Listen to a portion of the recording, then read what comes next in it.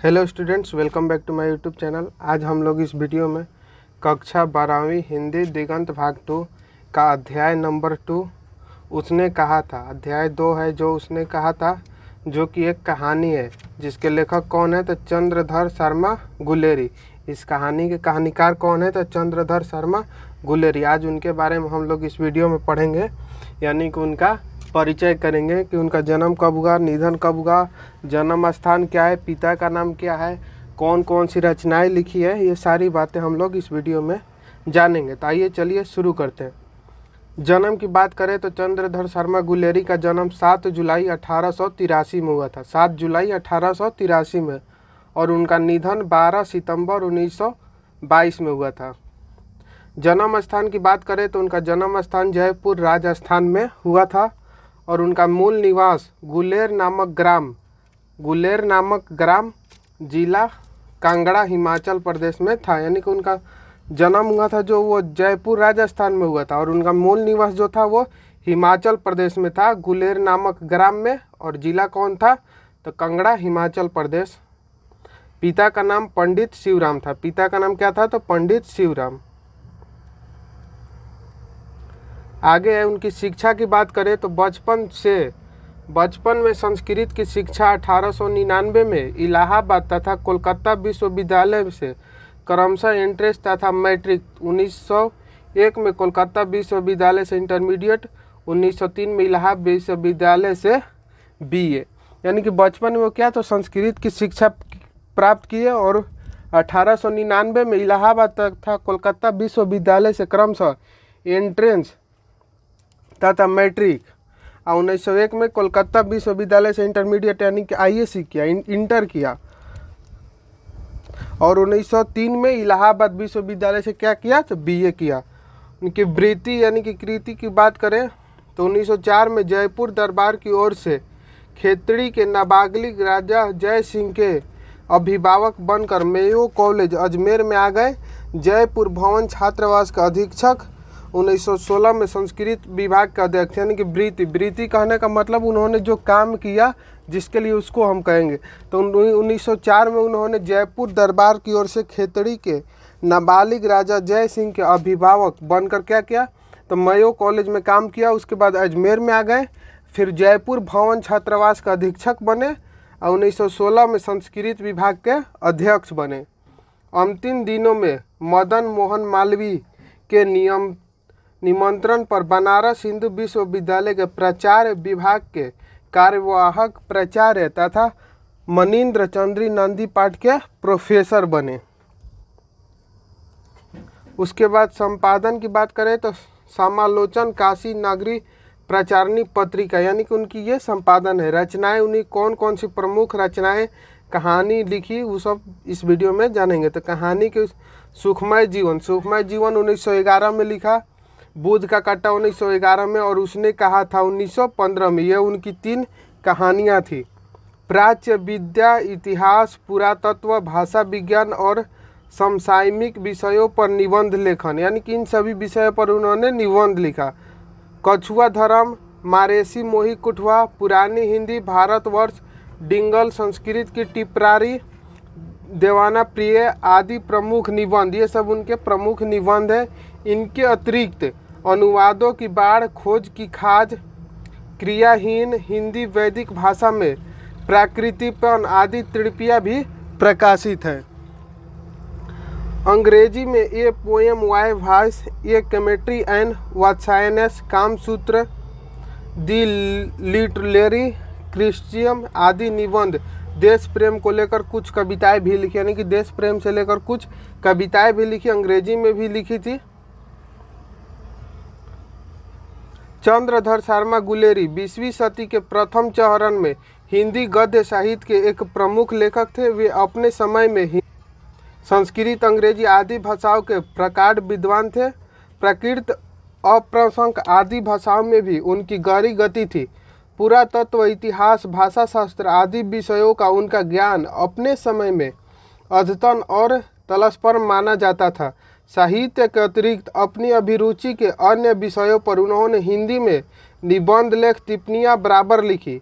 यानी कि हिंदी निबंध और टिप्पणियाँ बराबर लिखा करते थे। वे द्विवेदी युग के एक प्रमुख निबंधकार और बहुमान्य विद्वान थे। वो किस युग के निबंधकार थे? तो वो द्विवेदी युग के निबंधकार थे। गूढ़ और विदग्ध हास्य परिहास तथा व्यंग से परिपूर्ण अपनी कलात्मक भाषा शैली को देखते हुए वे अपने समय से बहुत आगे दिखाई पड़ते हैं। वस्तुतः वे अपने युग के अत्यंत प्रतिभाशाली और समर्थ लेखक थे, यानी अपने युग के बहुत बड़े वो लेखक थे। गुलेरी जी ने कुल 3 ही कहानियाँ लिखी और उन्हीं के बल पर कहानीकार के रूप में हिंदी में अमर हो गए। यानी कि उन्होंने कुल कितनी कहानियाँ लिखी? तो उन्होंने कुल 3 ही कहानियाँ लिखी और उन्हीं के बल पर कहानीकार के रूप में क्या हो गए? तो हिंदी में वो अमर हो गए। उनकी कहानियाँ, विषय वस्तु, भाषा शैली और शिल्प के कारण ये क्वेश्चन पूछा जाता है कि गुलेरी जी ने कुल कितनी कहानियाँ लिखी? तो गुलेरी जी ने कुल 3 कहानियाँ लिखी।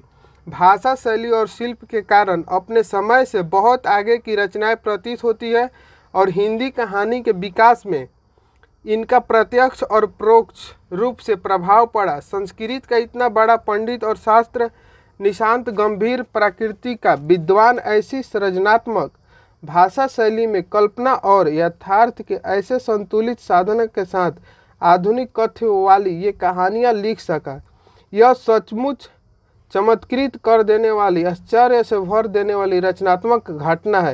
यानी कि बहुत ही रचनात्मक घटना है कि उन्होंने 3 ही कहानियाँ लिखी और उसी के आधार पर वे अमर हो गए और उनकी सभी कहानियाँ भाषा शैली और शिल्प के कारण अपने समय को बहुत आगे ले गया। ये कहानियाँ अपनी भाषा शैली और शिल्प को लेकर आज भी उतनी ही तरोताज़ा और रचनात्मक कैतरी शीर्षी प्रतीत होती है। कैतुक का अभिप्राय कतई यह नहीं कि इनकी विषय वस्तु या कथ्य कम महत्वपूर्ण अथवा अंगभीर है। सच्चाई इनके विपरीत है। इनकी विषय वस्तु और कथ्य अधिक गंभीर, महत्वपूर्ण तथा समय से आगे का है। समय से आगे का और महत्वपूर्ण है।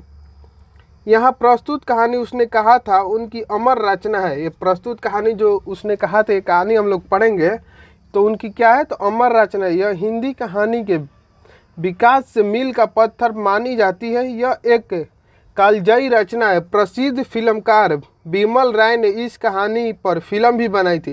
यानी इस कहानी पर उसने कहा था इस पर फिल्म भी बना। इस कौन फिल्म बनाया है? तो बिमल राय ने इस पर फिल्म बनाया है और इसके अनेक नाट्य रूपांतर हो चुके हैं। शुद्ध प्रेम की अत्याध्यात्मिक अनुभूति और उसकी स्वाभाविक उत्सर्गम अभिव्यक्ति इस कहानी का कथ्य है। कहानी अमृतसर के भीड़ भाड़ बाजार से शुरू होती है। ये कहानी अमृतसर का है और भीड़ भाड़ बाजार से शुरू होता है, जहां 12 वर्ष का लड़का लहना सिंह, 12 वर्ष का लड़का कौन था? तो लहना सिंह 8 वर्ष की एक लड़की के तांगे के नीचे आने से बचता है। लड़का लड़की को यह पूछते हुए छेड़ता है, तेरी कुड़माई हो गई। कुड़माई का मतलब क्या होता है? मंगनी। यानी कि वो लड़का पूछता है लड़की से कि तेरी कुड़माई हो गई, यानी तेरी मंगनी हो गई। लड़की धत कहकर भाग जाती है।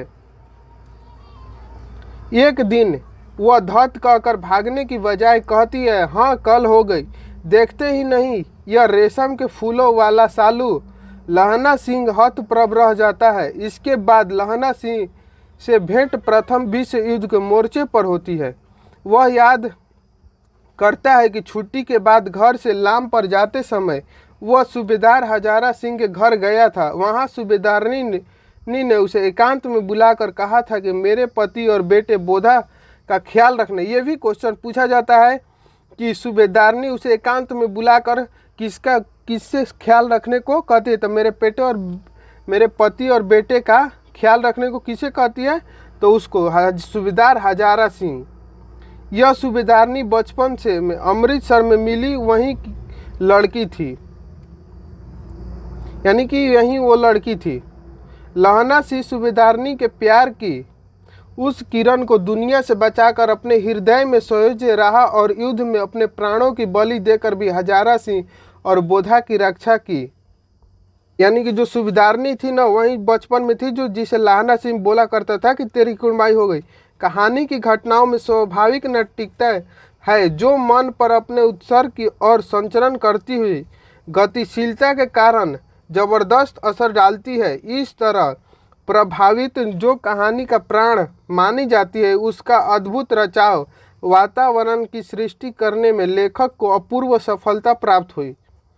प्रारंभ से ही कुतूहल पाठक को अपने प्रभाव में बांध लेता है और कहानी को उत्कर्ष बिंदु पर पहुंचाकर ही विराम लेता है, किंतु तब कहानी का प्रभाव मन से गुजर रह जाता है।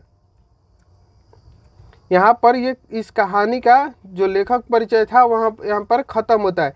नेक्स्ट वीडियो में हम लोग पाठ परिचय करेंगे, यानी उसने कहा था जो कहानी है उस कहानी को हम लोग नेक्स्ट वीडियो में पढ़ेंगे, उसके बाद ऑब्जेक्टिव क्वेश्चन को करेंगे। तो मिलते हैं नेक्स्ट वीडियो में, तब तक के लिए